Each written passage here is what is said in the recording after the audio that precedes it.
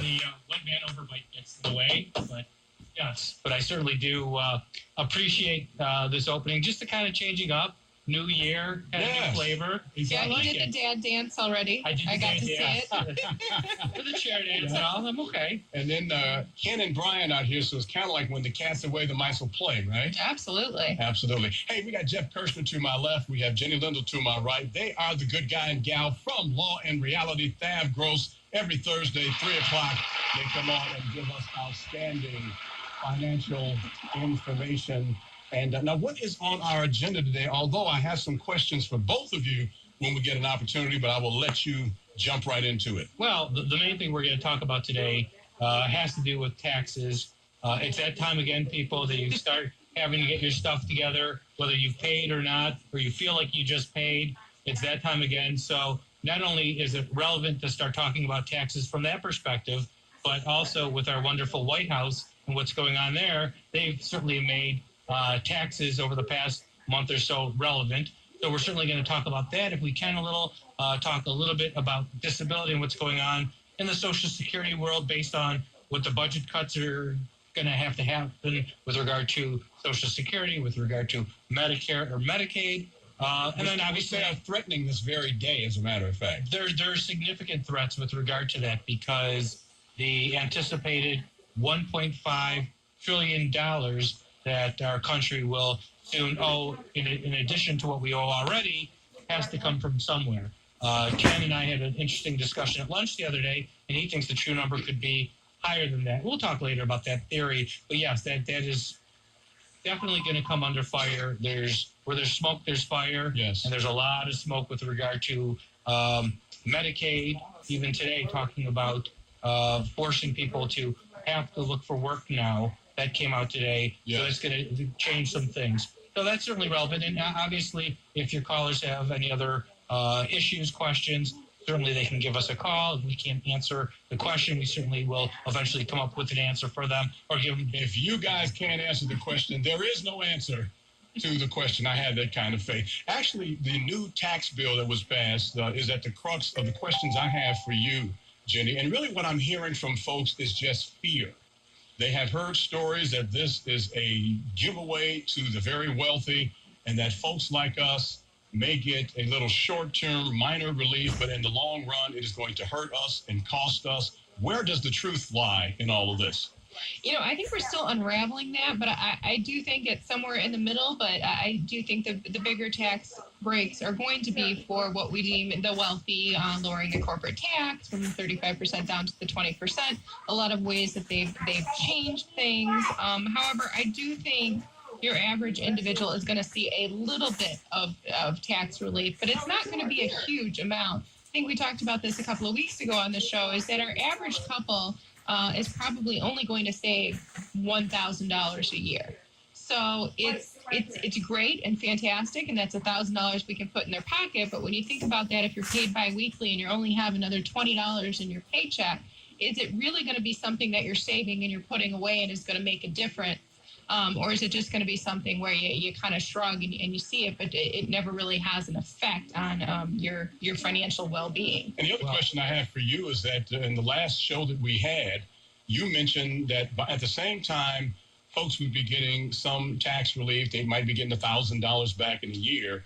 There were other deductions that they used to be able to take, they won't be able to take, and that, in fact, it may be a wash or a net loss for taxpayers. Right. Well, what's happening is they're increasing the standard deduction, which is making the mortgage interest standard itemized deduction that people take, whereas they either get the option of taking the standard deduction or itemizing. It's kind of decreasing the incentive to itemize deductions since they've increased the standard deduction. Things like the unreimbursed employee expense. That's a big one that I'm hearing from school teachers and from other individuals that have to go the extra mile and pay for a lot of things that go along with their employment. They're no longer able to deduct that. One I just was reading about the other day had to do with alimony payments. Right now, if you pay alimony, you deduct that on your tax return, and the person that is receiving the alimony pays tax on that. So now it's my understanding, and I'm still figuring out each and every change because there's quite a few, that for divorces starting January 1 of 2019, that the year is no longer going to be a deduction, which kind of has thrown me for a little bit of a loop because there are tables that are used by family law attorneys and in the court system that say what your alimony and your child support should be. But the alimony component of that had been calculated assuming you got that deduction. So the person paying the alimony is no longer getting that deduction, which means they're going to have to pay more taxes, higher tax bracket, which means less money in their hands. Are they going to be able to scramble and change that and say, okay, now that the receiver no longer has to pay tax on that, you're going to receive a little bit less? Or is this going to be something that's going to take years to straighten out, and we're going to have people paying alimony that really isn't what the law intended? And the main question I have for you, Jeff, and then I'm going to turn it over to you, is, again, an extension of that fear. Well, there's something you want to say. I do. Before you go into that, I want to actually piggyback onto the first question you asked Jenny with regard to really what's going on with regard to taxes, tax cuts, whatever. And what it seems to be overall, the overall theme of it is that corporations are going to get this significant tax break. The theory behind which, and what they always talk about, is the fact that employers will take that money and invest in their facilities. They'll invest in the labor market, and this in turn will cause one, greater employability, two, increased wages, three, increased productivity with regards to these manufacturers, and overall it will increase the gross domestic product, and therefore the country as a whole. That's how they're basing this $1.5 trillion. It's a nice theory. Correct. We've tried that theory before, haven't we? Right. And there's a name for that. It's called trickle down. Trickle down, right. The theory being that the people who have the money and who own the corporations will take that money and theoretically they will invest it. Well, it doesn't work that way. Theoretically, yeah, that would be fantastic if the people who have money and get these tax breaks, yes, if they take all that money, they don't increase their bottom line window in terms of putting it in their pockets. Instead, they take all that money and they put it back into their corporations and grow the corporations, make that way. It just doesn't work. It just doesn't work that way. It has never worked that way.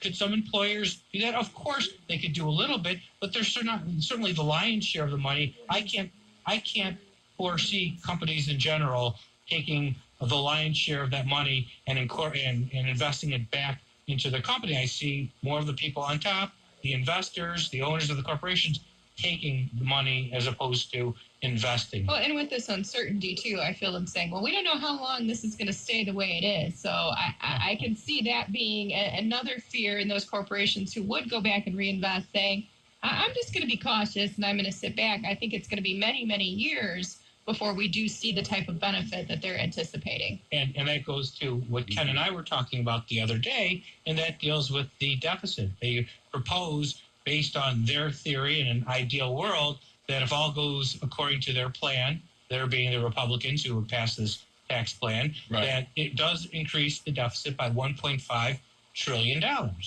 that's a problem that we're going to have to deal with in a second. But with regard to that $1.5 trillion, they are looking at it as if corporations are going to do exactly what they say that they're going to do. They're going to take the money, reinvest. There's going to be more people employed. Well, that doesn't seem to be realistic. And therefore, if that doesn't happen exactly the way that they claim it's going to happen, and it's not, then that $1.5 trillion, that's a conservative estimate. Those are the people that are looking at it that want to make the deficit as little as possible. That's their vantage point, that's $1.5 trillion. More likely than not, that deficit will increase greater than $1.5 trillion. In the meantime, I'll bet you yacht sales and Bentley sales go out the roof when these taxes, this tax bill takes effect and we see it. The question I had for you, Jeff, is have you seen from the Trump administration or the Republican-controlled Congress an attempt to essentially obliterate workmen's compensation to get rid of those laws altogether? Well, the issue isn't going to be workers' compensation. Workers' compensation is controlled by state law, and in fact, every state has their own comp laws, although there is some federal laws, federal workers' compensation. Those are for federal employees. Typically, the most common federal employees see are postal workers. Mhm. That's who makes up a vast majority of the federal workers' compensation system.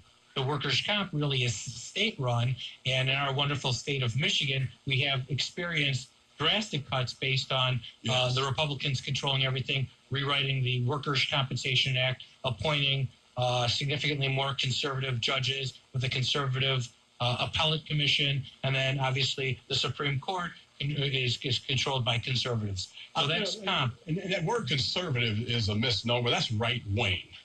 I'm just telling the truth today. Well, I know right that you- wingish. I know you guys don't want to say that. I'm saying that. What do our callers say? They can dial us at 313-778-7600. Go ahead, Jeff. But let me piggyback, because I don't think what you want me to address actually is more of what impact is it going to have with regard to Social Security? What impact is it going to have to these other benefits? And it's going to have a drastic impact. It has to have a drastic impact. People who are not in the know think of these programs, assistance programs, as giveaways for people who are lazy or who want to scam the system. Are there some lazy people out there? Yes. Are there some people that want to scam a lot the of them system? work in Washington.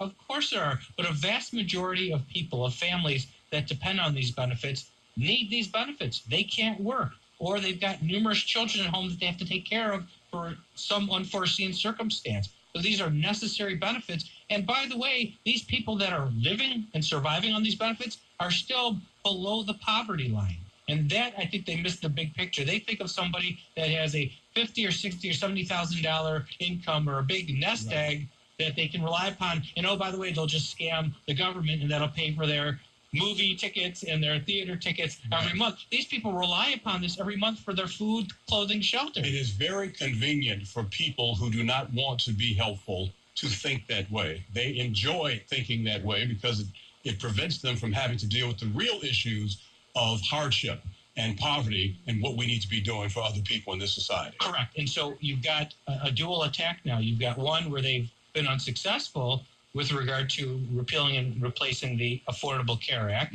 That clearly has in their policies things to alter Medicare and Medicaid. And now you have a tax plan that ultimately may impact Medicare and Medicaid. And in fact, now they're coming out with policies saying that people who are on Medicaid, they're making it more difficult for these people to jump through hoops and to have to try finding work. And oh, by the way, they don't appreciate the fact that people are having a hard time finding work as it is. Yes. These people can't work. And once these people go back to work and they make a certain level of income, they may actually lose benefits because of the income that they're earning, but they're forced to work, but they may not be able to, but they don't have any choice. They get caught in that catch-22. And that is the plan. Let's get to